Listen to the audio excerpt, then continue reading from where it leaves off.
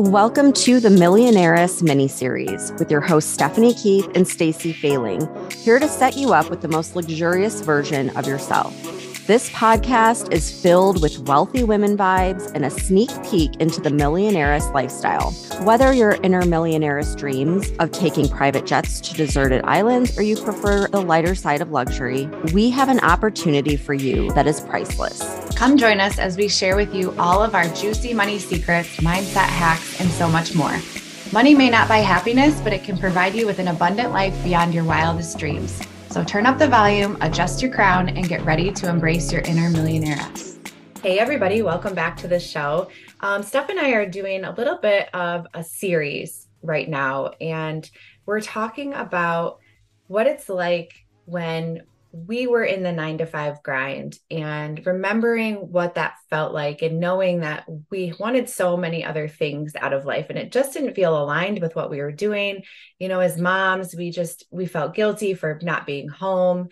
And so this podcast episode, we're going to talk about how we really manifested and acted as if when we were in that 9-to-5 to kind of set the stage for when we were ready to actually say, I'm done and I'm turning in my resignation and, you know, taking that next step, as scary as it is, into what it is that we really wanted and what really felt good. And now is able to give us that freedom and also being able to make money while being at home. And so as we're just going to talk about some of the things that we did when we were in the 9-to-5. And I know for me, it was just, I'd planted the seed. And it took a few months and I kept telling myself, you know, I kept picturing me writing my resignation letter and what that would look like. And I was hybrid a lot. So I worked from home a lot of days. So that started to give me the feel of what it would be like to be home more, which was really helpful because I enjoyed it. I loved that I had that flexibility to be at home, but it's still like the work that I was doing at home still was making me feel so yucky.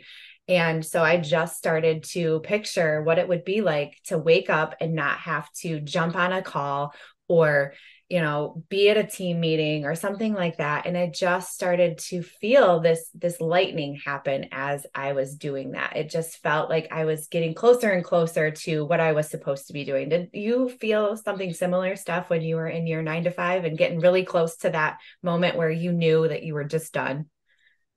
Yeah. Well, for the longest time, I would just complain every day. I would complain and I was so miserable. And when I really started getting into the law of attraction, I realized, okay, complaining is literally manifesting more and more and more things to complain about. And so I really had to switch my mindset while I was in this job that was making me miserable and look at it in a way that I could give gratitude for it. So the only way that I could think of at the time to really do that was I would give gratitude every day when I woke up and went to work. I would say, thank you so much for my angel investor. This job is investing money into my business. And every day that I go to work is more money that I can put towards my business. And I just started looking at my job as like this investor. And it really helped me just get up and go through it knowing, okay, this is going to serve a higher purpose. Like everything I'm doing is just going to help me more and more when I do decide to quit. So that was like the first way to sort of like switch my mindset. But just like you said, it's like waking up and having to jump on a call. Like that was my reality for 12 years where, you know, especially as moms, it's like, we can't just get up and get ourselves ready. We have to get up. We have to get our kids ready. We have to prepare their lunch for school, make sure they eat breakfast, make sure their hair is combed and like all this other stuff. Like they've got their homework in their backpack, dropping them off at daycare, getting ourselves to work. And it was like every morning was so chaotic. And we know that when we start the day off on that sort of a vibration, it's just going to ripple throughout the entire day. And the whole day is going to feel really stressed and chaotic. And so it was really hard for me, but I started getting up earlier and earlier just to have time for myself, because I'm like, if I don't get my mindset right before I have to rush out the door, I know my whole day is going to suck.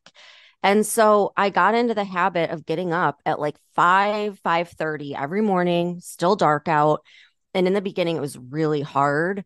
But that ended up being my favorite time of the day. And I would get on the couch and snuggle with my dog, and I'd have my journal in my lap and my coffee in my hand. And I would just pretend like this is my life. Like I don't have to go to work. I can meditate for a whole hour if I want to. Maybe I'm gonna go to the gym later and work out and have a nice breakfast with my husband. And I would just like live in fantasy land during those 2 hours or so before the rest of the world woke up. And I ended up like, I started looking forward to my mornings.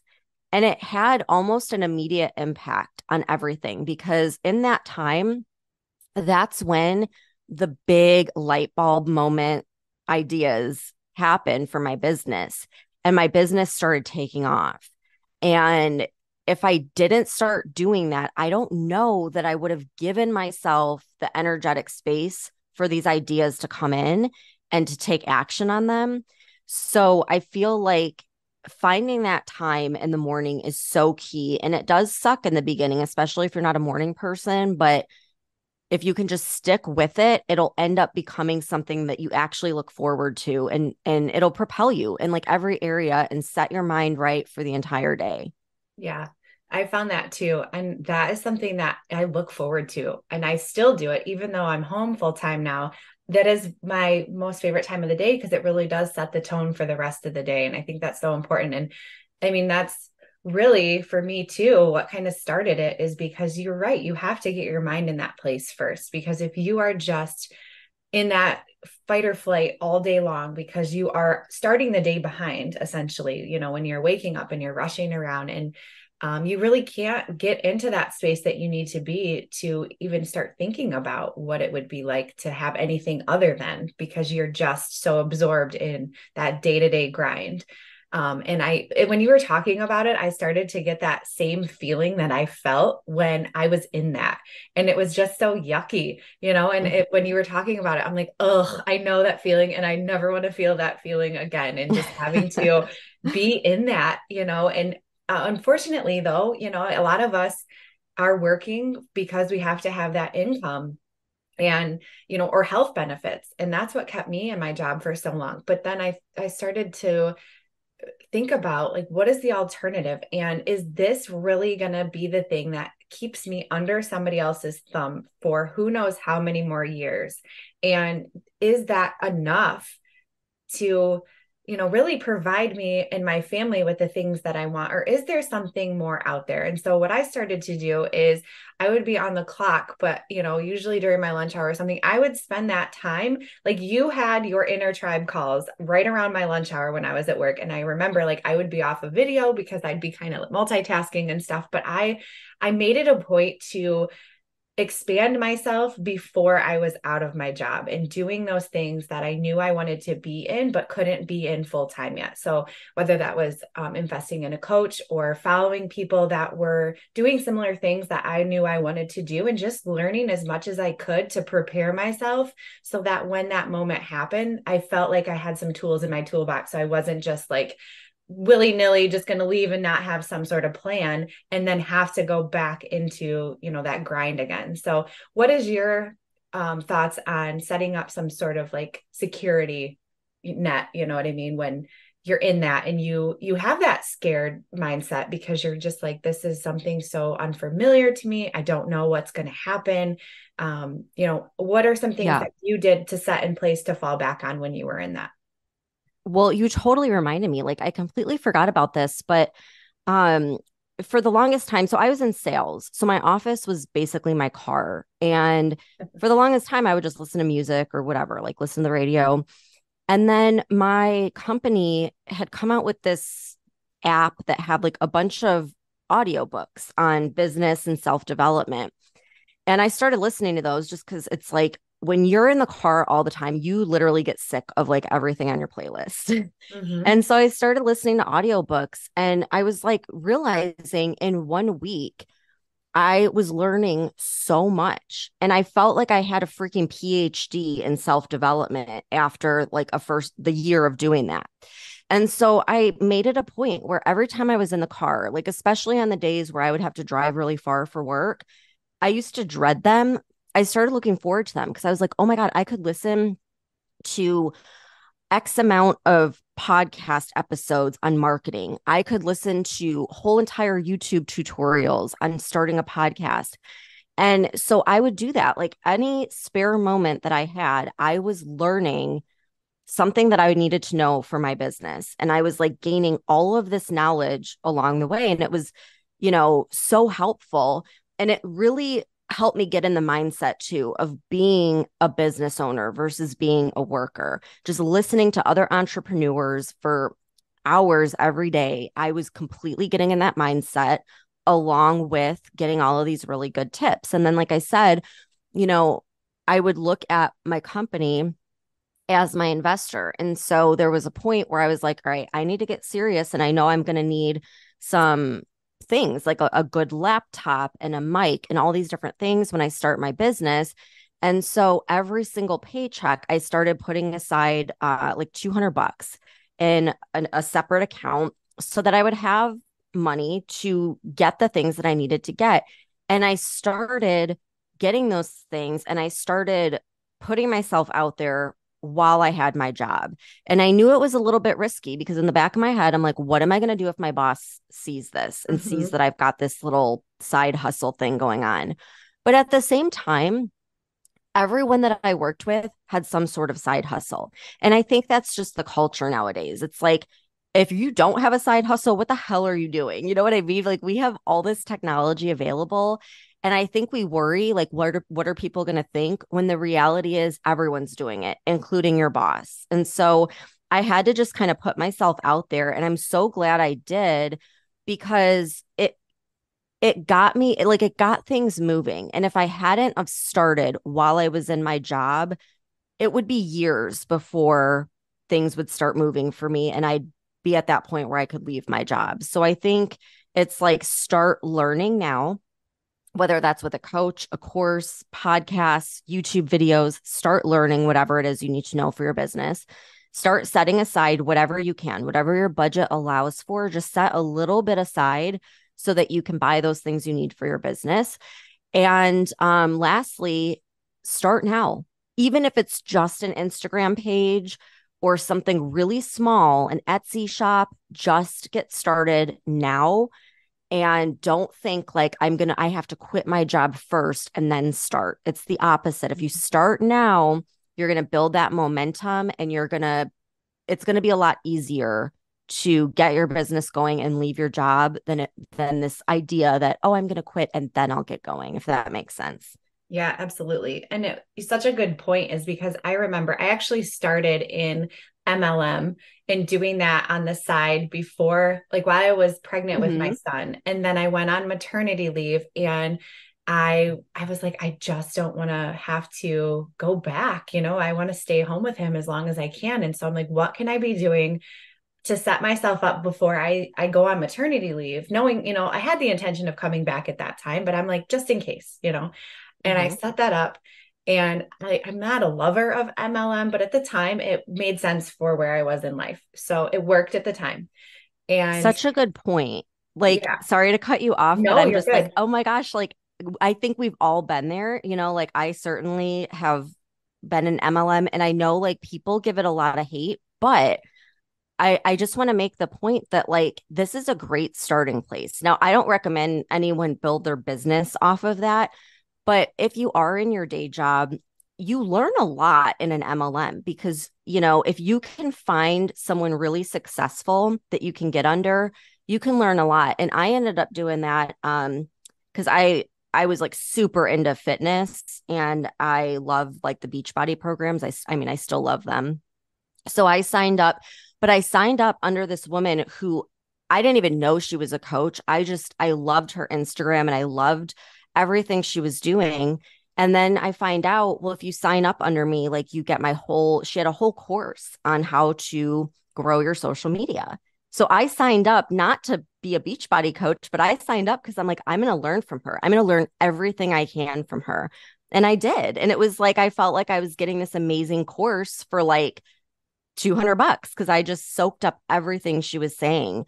And so MLMs, like I would never say that should be your end goal, but it is a great place to start and to learn if you're at that very beginning stage where like you have no idea how to get going. That's a great place to kind of like learn the basics, I think, of having a business.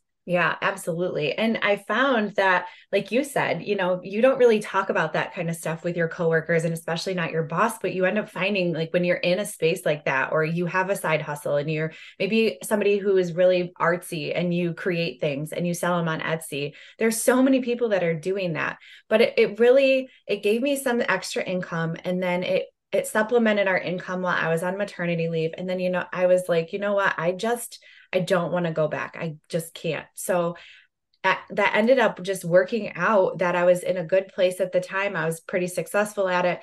And it kept us afloat while I was able to stay home. And I was able to stay home with my son for 2 years before I got to the point where I was kind of burnt out with MLM, but didn't really have a backup plan. And so I'm like, okay, well, I'm going to go back to nursing. And my husband, we kind of swapped roles. So my husband was able to work a lot from home. So we still were able to keep our kids home. But I was able to, get back into nursing for a while. And that's when I was just like, oh, I missed being home because I had that taste of what it was like. So that's when I really started to dig deep and like, okay, I know I don't want to do MLM for all the reasons that you said. It's just not a great way, to set yourself up for long-term success. But for sure, just having that help kind of springboard me into that entrepreneurial space, because you learn so many of those business things that don't really get from your day job. They're not teaching you the logistics and how to set up a business and how to grow your social media and all those things. And so sometimes you just have to do that to just dabble and get yourself familiarized with that process and just get started. Like Steph said, take that step, start learning what you can while you can, listen to podcasts while you're walking around on your lunch break, or, do the things that you can do now to help set yourself up. And then don't force anything to come to you. Just start taking in that knowledge, and trust me that you will have this like light bulb moment where something just comes to you and you're like, this is the thing that I need to pursue. And then you kind of go down that rabbit hole and set yourself up in business doing that. So just, I think, Steph, for me, the first step was just learning and Yeah. exploring and starting to understand that there is another way. And once you can accept that, then it starts to open up all these different doors and opportunities too, that I probably wouldn't have ever been able to pursue, because I would have been so closed off to the idea that I had to be in this 9 to 5.